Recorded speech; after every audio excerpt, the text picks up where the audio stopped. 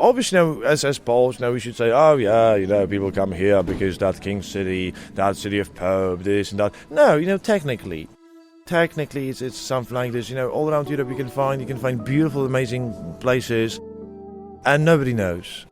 And almost nobody knew about Kraków, something like 25 years ago. There was, you see, well, okay, there is some place right there, but you know what, maybe nothing special. You go to the place and then, okay, that's something, right?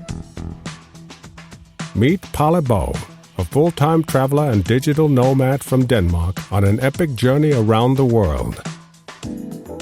This is the Radio Vagabond.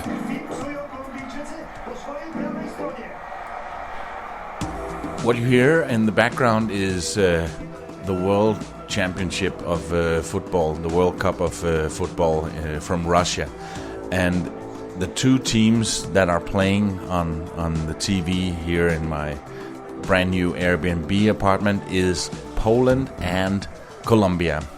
And that's quite interesting because now I've arrived to Poland. So it's the local team, and just a few minutes ago Colombia scored the first goal. So now Poland is really under pressure. Only if they win they have a chance of staying in the World Cup. Anyway, I'm not here to talk about football. I'm here to welcome you to this episode from Kraków, Poland. And since I've left you, I've been a few places around Europe. And I decided not to do any episodes from that because it's so familiar to me, the places I've been, and not so exotic. And I thought that I would take that as an opportunity to leave the microphone in the bag and not do any episodes from where I've been. But let me tell you where I've been since I left you in Slovenia. I went to Prague in the Czech Republic, or rather I went to Kladno, just outside Prague, where LEGO has a huge facility. And I was there hired by LEGO to do some recordings for another podcast that is coming out. Well, actually it will have come out when you hear this, so you can search for the LEGO Technic podcast. Already before I did 9 episodes for them about the 1:8 scale model. Oh, Poland almost scored there, just over. About the Bugatti Chiron 1:8 scale model in LEGO Technic. And what I'm doing now is I'm doing a podcast about the big scale 1:1 model they also built of the Bugatti Chiron. And they did that in Kladno, just outside of Prague. So I was at their workshop seeing how they built it and seeing what else they do. And at that facility, it's a place where they do all the big scale models for the LEGOLANDs around the world and the big shops, LEGO shops around the world. So it was a super interesting place to be, and I got some good recordings that I now need to start editing. From there, I went to Rotterdam in the Netherlands for a travel bloggers conference, and I recorded an interview I did with Nat and Rob from Brazil.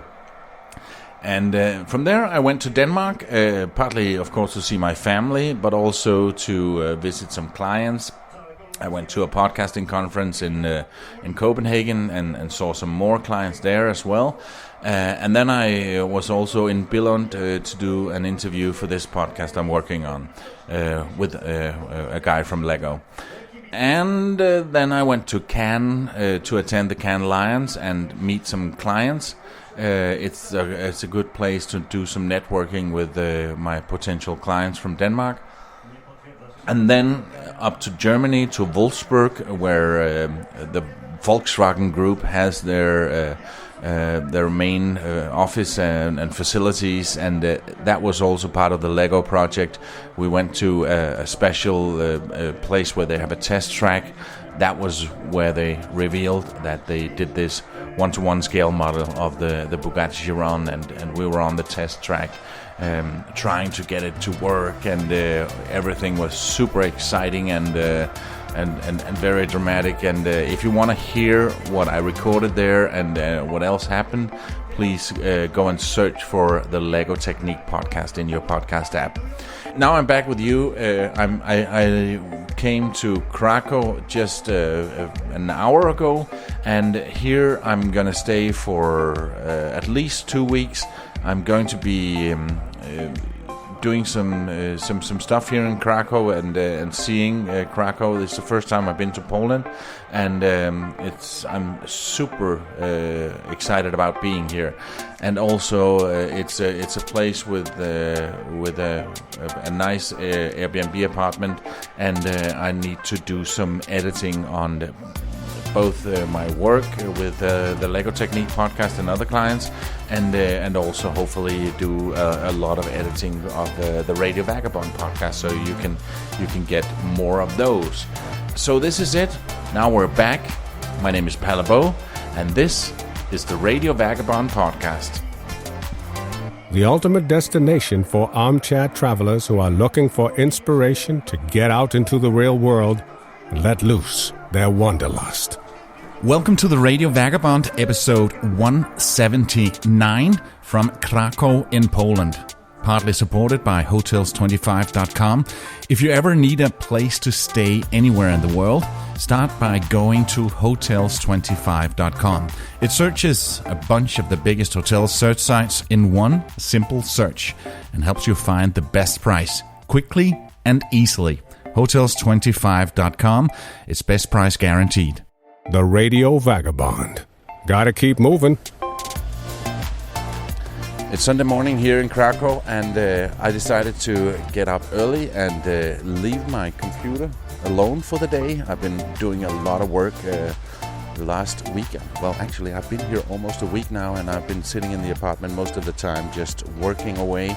And I'm about to go on a walking tour. It's always a good place to start. It's what they call the free walking tour of Krakow, and they've got free walking tours all over the world and in any major city around the world. And this is something that I'm using a lot.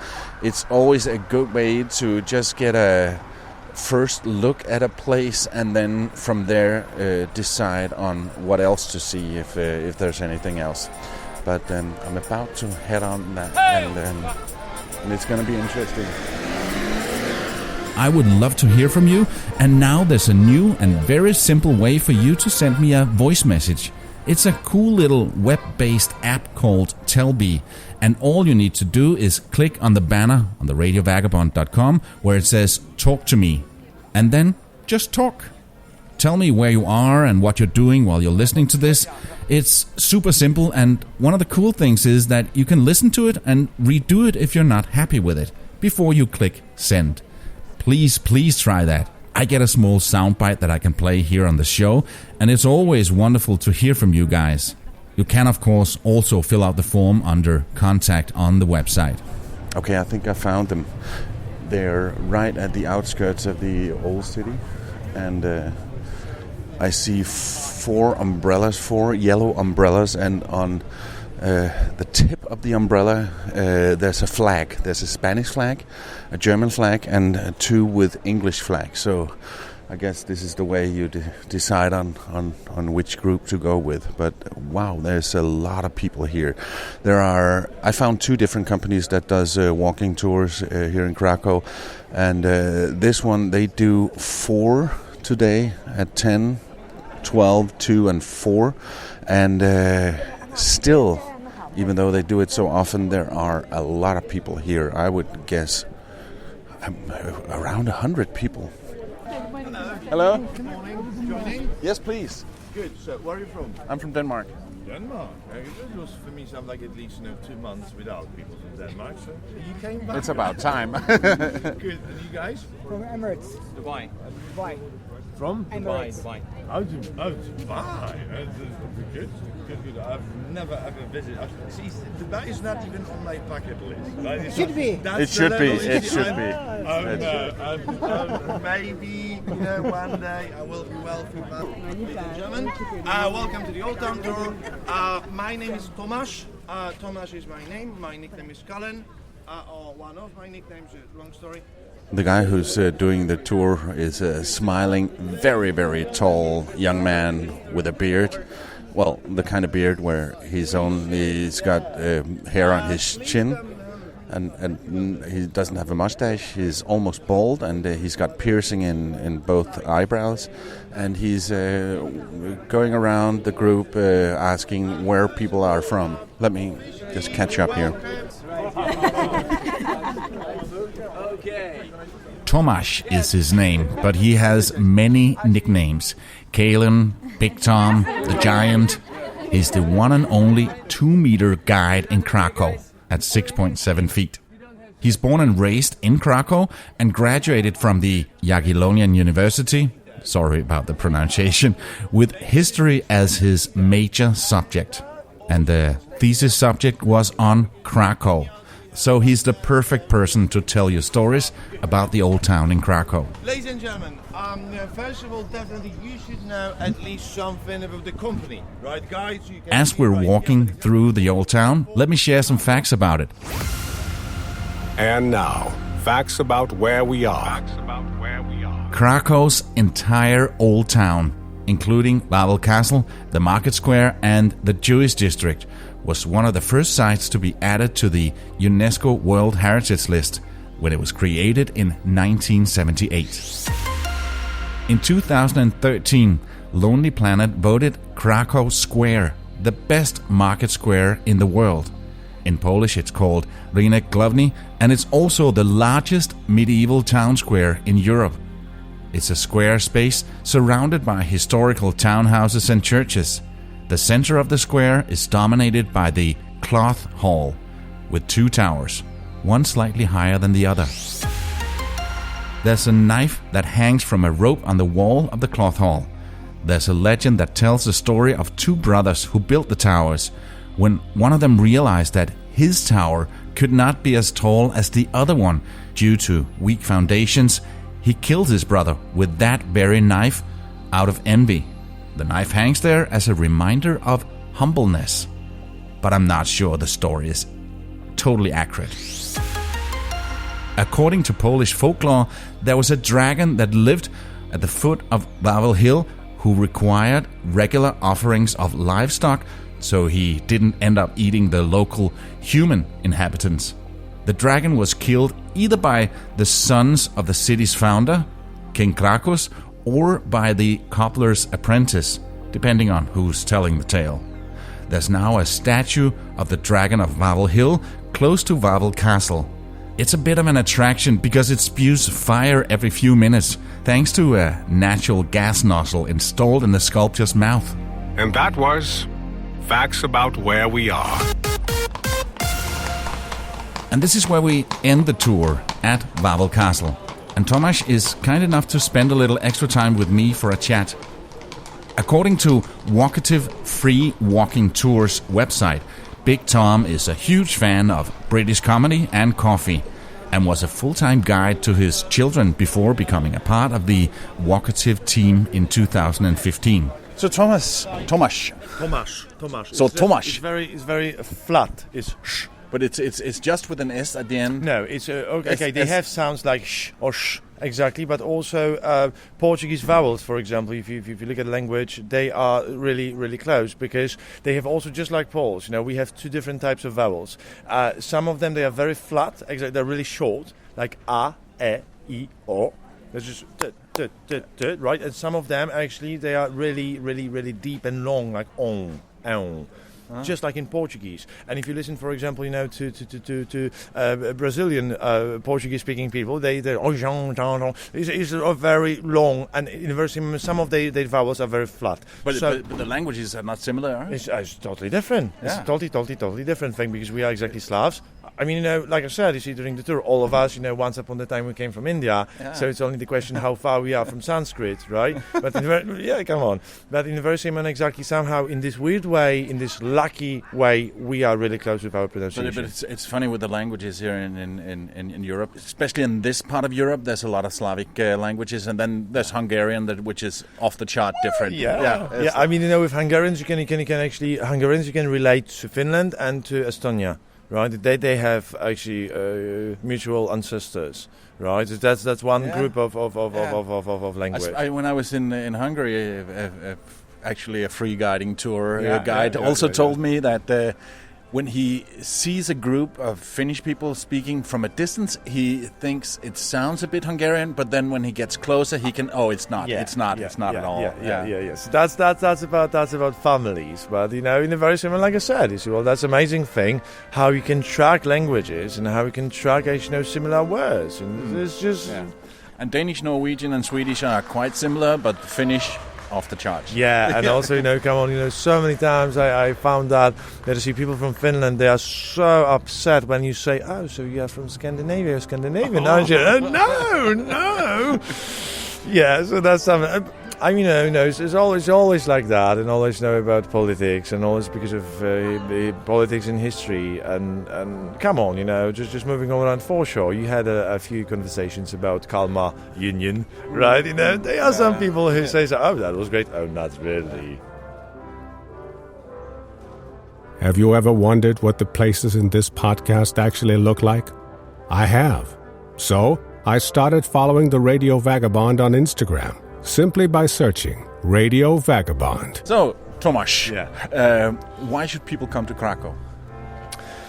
Oh my God! Yeah. It's a case like that. More and more tourists are coming here every year, and what is it that attracts the tourists to come here? You mean what should be the reason, or what is? What is the reason? The reason is that somehow I believe that Prague did that, right? Actually Prague came something like 18 years ago, maybe 15 years ago. Prague came as this new touristic city in Europe, right? And I remember, for example, exactly, I was a student, I studied right here at University Moment, as a practical and curious man. During vacations, I traveled, right? So there were different places. And I remember how puzzled I was. And it was something like 2003, 2004. And actually now in both Republic and Northern Ireland as well, exactly, I saw all of these advertisements that like, go to Prague, right? So I'm like, all of these, flights to Prague. And I was like, okay, and then exactly it started for Prague, and more and more people, from Ireland and the UK, they were coming right there. Then, a lot of people, they were already in Prague, and they saw, there is some city really close to Prague, and we visited Prague 7 times. So maybe let's find something. Prague is wonderful. Prague is wonderful, but in the very same moment, Prague is overcrowded. Yeah. In the very same moment, you go to Prague and you see after just hour or so in the area of the old town, right there, I'm tired of something like, why the hell, why so many of you, right? You see, well, this is like, it's a wonderful city, but still there's a little bit too many people, right? So in the very same moment, I believe that some people, they found out, okay, so we have, the place which is really close to that. It's not so overcrowded. There's also a lot of things to explore right here. Just like sooner or later, I believe that Slovenia will be the place like Kraków. And I believe that in the next 5 or 10 years, exactly, it's time for Slovenia. Right there, you go to places you haven't heard of, and then you go to amazing, wonderful places. And I'll tell you what, Albania. Oh, have you been there? No.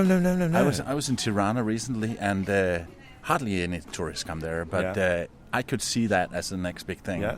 And also Montenegro is, in my opinion, Montenegro is got a coastline that is second to none. And Croatia because is people know Croatia, right? Croatia, people know that, but after being in Montenegro, I thought, well, Croatia's nice, but I don't see anything that is not in Montenegro. It's beautiful, and But as you hear with Krakow, like I said, I look at that. We're talking about Krakow, right?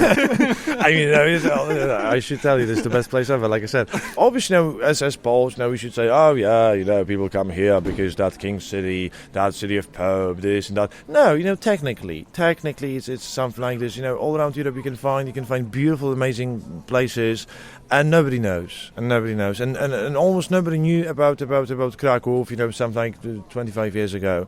It was, you see, well, okay, there is some place right there, but you know what, maybe nothing special. You go to the place and then, okay, that's something, right? Yeah, you see, well, so more and more, it's really growing, and I only obviously know that it makes a living for me, and it's a wonderful thing also, I believe, from this side, that it gives us opportunity, to work out some things, to look at actually our city from a different perspective, to look at this city again from this multicultural perspective, which is, I believe, so important for us, because actually we don't remember actually what does it mean to have multicultural society. And that's a chance for that. At least, for something like this, the tourists are here for a while, but in the very same moment, just walk all around the old town. And, if you think about percentage of Polish and foreign languages... Yeah, and we were just doing the Old Town tour, and it was super interesting. And what strikes me about the Old Town is that you see houses that are very old, and it was not, I hear, not that damaged during the Second World War, not like Warsaw that was basically leveled. So you see all the old houses and all the old castles and the churches and stuff yes. And I'm not going to elaborate on that because if you give me only something like a chance to tell you why Krakow actually survived in a really good shape, we'll stay here for the next 45 minutes. But as well, actually, the thing is that exactly Krakow was lucky. Krakow was really lucky at the beginning of the war, during the war, and at the end of the war.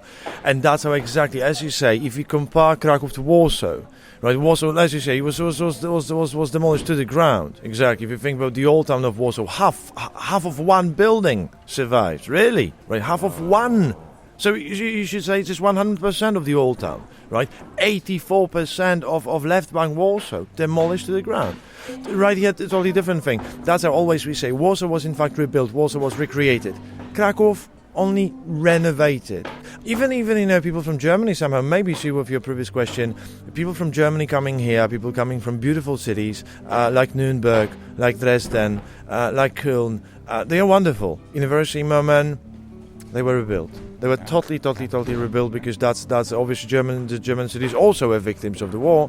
So exactly, they come here and they say, oh really? That's the same stone that, for example, 400 years somebody just also touched and did this and that. So yes, that's genuine city. Yeah.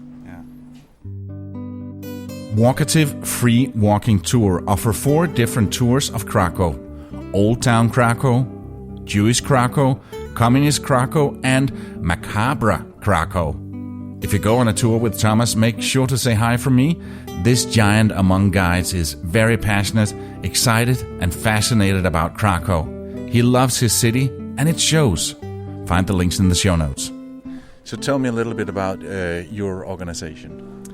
Walkative. You see, well, actually, it's free walkative tours. Free walkative tour is the concept, and somehow it's a way how we moved between the foundation, because at the very beginning we established this free walking tour foundation, and how exactly we implemented right here the idea of free walking tours, right? The idea which, as far as I know, came in Germany, right? It was 2006 in Berlin. Actually, they started. They're with that. All over the world now. I do that every time I get to a new place. What? And it's like, and at the very beginning, I thought only something like, that's interesting.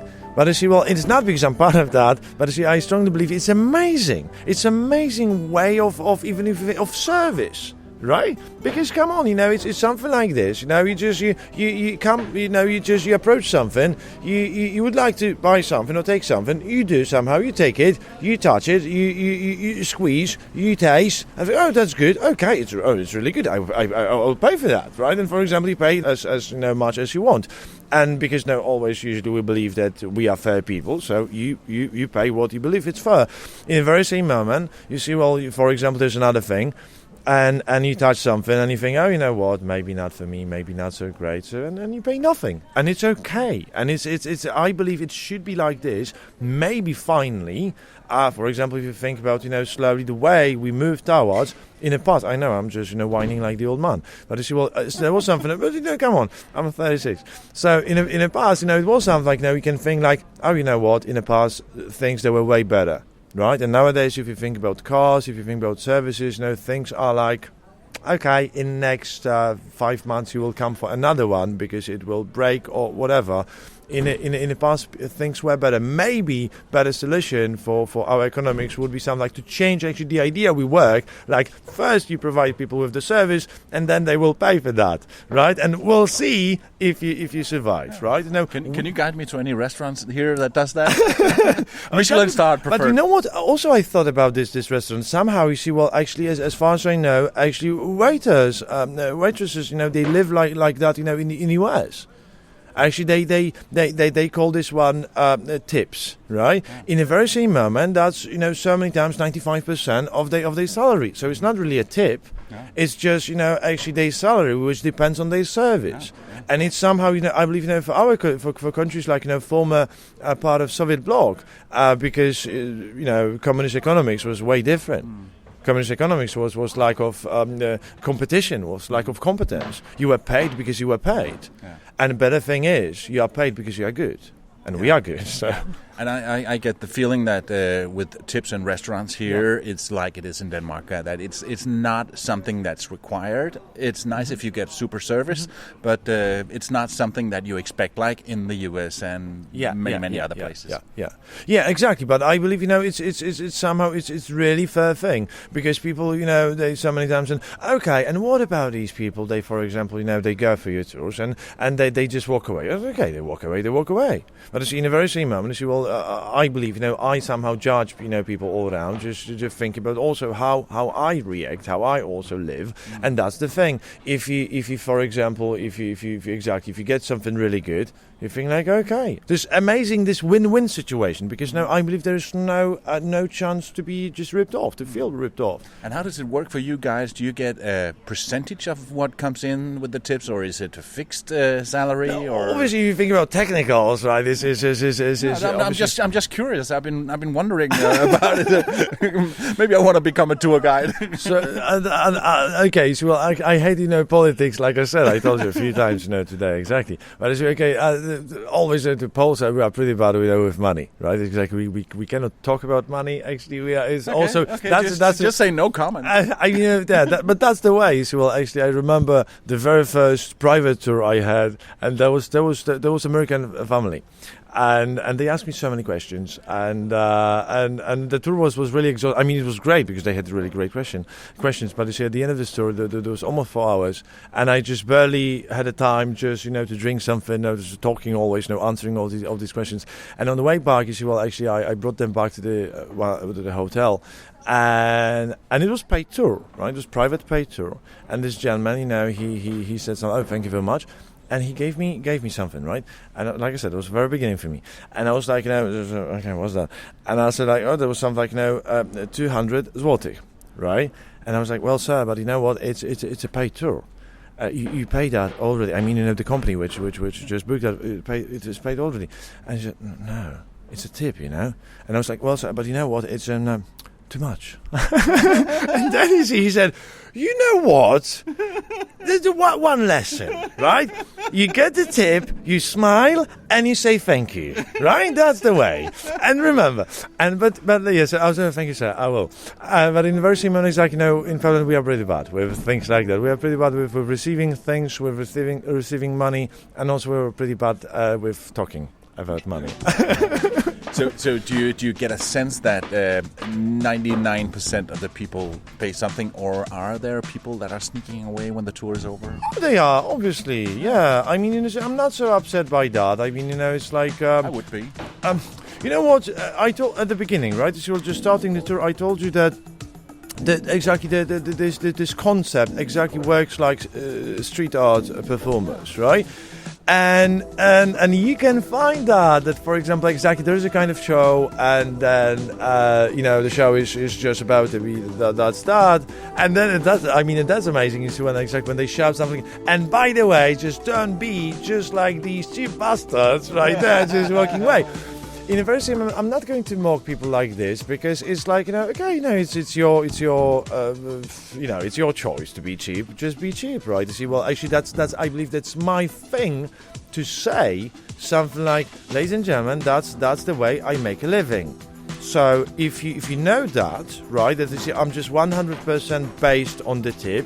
If you know that also, that it's not really illegal, exactly sneaky something. No, it's just we are taxed. We run our companies. We pay taxes. Just like I said, every single penny, every single grosh and euro cent whatsoever, it's taxed right here. If people know that, and yet they walk away, I'm not going to talk with you anymore. It's like to do on your own, live your life. I mean, no, it's karma is coming back, So, honestly, I'm not like a bitch. But in the very same moment, it's maybe not for everyone. Maybe knows that there are some ups and downs. But in the very same moment, apparently people are fair, and really, I believe we are better and better and better. So yeah. That's all we have time for in this episode. In a few seconds, I'll tell you what to expect from the next one. But first, I'd like you to do me a favor. If you like this episode, please tell a friend. I'm dead serious. Pick up the phone or send a message to a friend telling him or her about this podcast. That's the best way to spread the word about the Radio Vagabond, and I'll be so happy if you could help me this way. You are the best. This episode is supported in part by Hotels25.com. It's a website that helps you find the best prices on hotel rooms, guest houses, and hostels all around the world.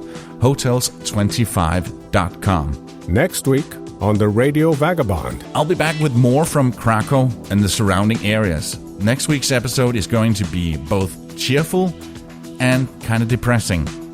I'll take you along to my visit to the former Nazi concentration and extermination camp, Auschwitz-Birkenau Memorial and Museum. I'm about an hour's drive outside of Krakow now. I'm very close to the historical gate where it says Arbeit macht frei. And then I'll go partying in the sports bar with hundreds of English fans.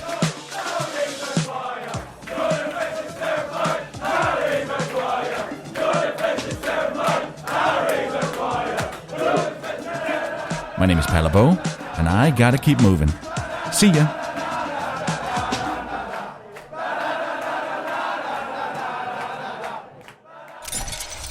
Produced by RadioGuru.co.uk.